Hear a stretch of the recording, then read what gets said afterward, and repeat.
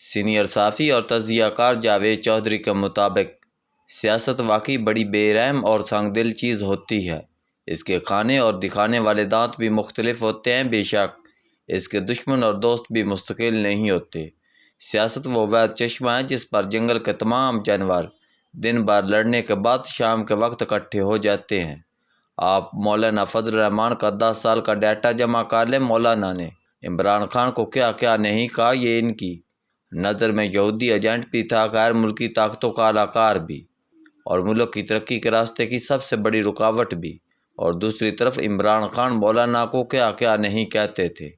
یہ کیپی میں ایک دوسرے کے خوفناک سیاسی حریف بھی تھے، لیکن آج یہ دونوں کہاں کھڑے ہیں؟ آج مولانا عمران خان کو تاریخی فیور دے رہے ہیں اور عمران خان ان کی مہربانی وصول کر رہے ہیں۔ دوسری طرف عمران خان روزانہ جنگل کے بادشاہ کے خلاف تقریر کر رہے ہیں۔ یہ میں جیل میں مر جاؤں گا لیکن غلامی قبول نہیں کروں گا کے دعوے بھی کر رہے ہیں، اور ادھر جنگل کے بادشاہ سے ایک ایسی رعایت بھی لے رہے ہیں جس سے ان کی پارٹی کے راستے کے تمام قانونی اور آئینی رکاوٹیں دور ہو جائیں گی۔ ہم اسے کیا کہیں؟ ہم اسے کچھ بھی کہہ سکتے ہیں لیکن کم از کم اصول نہیں کہہ سکتے۔ ہمیں اس کے ساتھ ساتھ یہ بھی ماننا ہوگا سیاست میں اصول مکمل طور پر فوت ہو چکے ہیں اور تمام سیاسی جماعتوں کا اب صرف ایک ہی اصول ہے اور وہ ہے اقتدار، اور جس پارٹی کو یہ مل جائے گا وہ اسٹیبلشمنٹ کی پارٹی ہوگی، اور جو اس سے محروم ہوگی وہ اینٹی اسٹیبلشمنٹ ہو جائے گی، اور یہ اس وقت تک اینٹی اسٹیبلشمنٹ رہے گی جب تک اس اقتدار کا موقع نہیں دیا جاتا۔ آپ حکومتی اتحاد کو دیکھ لیں، یہ سب ماضی میں اینٹی اسٹیبلشمنٹ ہوتے تھے، لیکن یوں ہی انہیں اچھا پیکج ملا، یہ چھلانگ لگا کر جیپ میں سوار ہو کر جو جیپ پر نہیں چڑھ سکے وہ اب اینٹی اسٹیبلشمنٹ ہیں۔ یہ ایک خوفناک المیہ ہے، لیکن اس سے بھی زیادہ خوفناک المیہ یہ ہے یہ دونوں فریق اپنے اس موقف میں مخلص نہیں ہیں۔ حکومتی اتحاد اس وقت تک اسٹیبلشمنٹ کے ساتھ ہے جب تک یہ لوگ اقتدار میں ہیں۔ یہ جس دن جیپ سے اتار دیے جائیں گے یہ اس دن پورے ملک میں مجھے کیوں اتارا کے نعرے لگائیں گے۔ اور دوسری طرف عمران خان اور ان کے نام نہاد اتحادی اس وقت تک اینٹی اسٹیبلشمنٹ ہے جب تک انہیں اقتدار سے اپنی مرضی کی بوٹی نہیں ملتی۔ جس دن یہ مل گئی اس دن جنرل عاصم منیر جنرل باجوہ کی طرح جمہوریت پسند آرمی چیف ہوں گے، اور ریاستی ایجنسیاں پاکستان کی سیاسی اور نظریاتی محافظ، اور ملک میں ان کا عمران خان سے بڑا سپورٹر اور وکیل کوئی نہیں ہوگا۔ کھیل صرف اتنا ہے، اس ملک میں طاقتور ایک دوسرے کو الیکٹ اور سلیکٹ کر رہے ہیں۔ وزیر اعظم اپنی مرضی کا آرمی چیف سلیکٹ کرتا ہے اور اس سلیکشن کے بدلے اسے اس سے ذاتی وفاداری کی امید باندھ لیتا ہے، اور جو آرمی چیف اپنی مدت میں اضافہ کرنا چاہتا ہے وہ اپنی مرضی کی حکومت لے آتا ہے، اور اس لین دین میں ملک کا جنازہ نکل چکا ہے۔ اللہ کرے اس مرتبہ ایسا نہ ہو اور تاریخ کا دھارا اس سمت ہو جائے جس سمت اسے بہنا چاہیے۔ ہم صرف دعا ہی کر سکتے ہیں اور ہم دل و جان سے یہ کر رہے ہیں۔ سن 2000 سے نئی صدی کا آغاز ہوا تھا۔ اس صدی کو ایشیا کی صدی کہا جاتا ہے۔ پچھلے 23 برسوں میں پورے ایشیا نے ترقی کی۔ جاپان سے لے کر ترکی تک ایشیائی ملکوں کی گروتھ، کوالٹی آف لائن اور معاشرتی اصولوں پر غیر معمولی ترقی ہوئی۔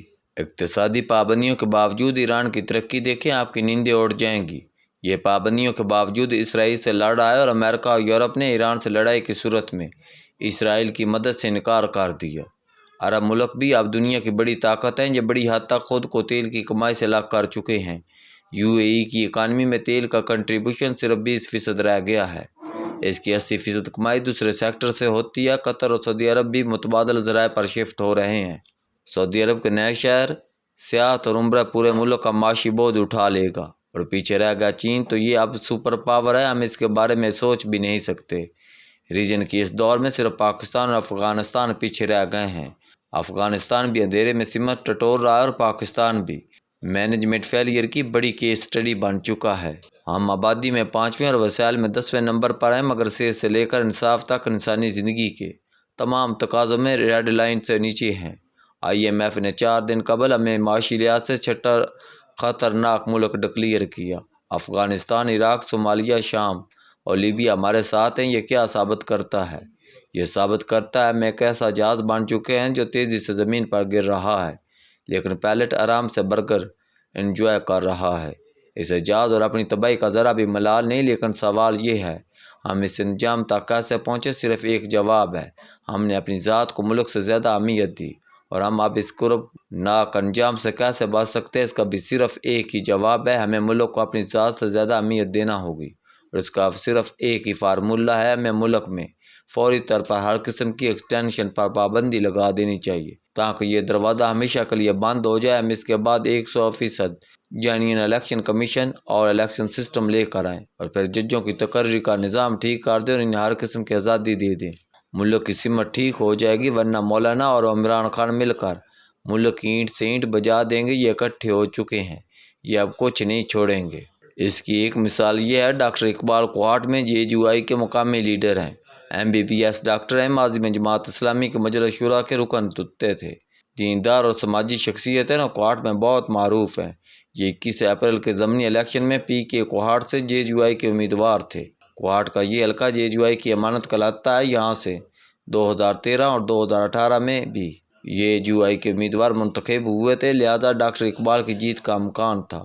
لیکن الیکشن سے چند دن قبل مولانا فضل الرحمان کی ہدایت پر ڈاکٹر اقبال نے اپنے کاغذات واپس لے لیے اور یہ حلقہ سنی اتحاد کونسل کے امیدوار داؤد شاہ کے لیے کھلا چھوڑ دیا گیا۔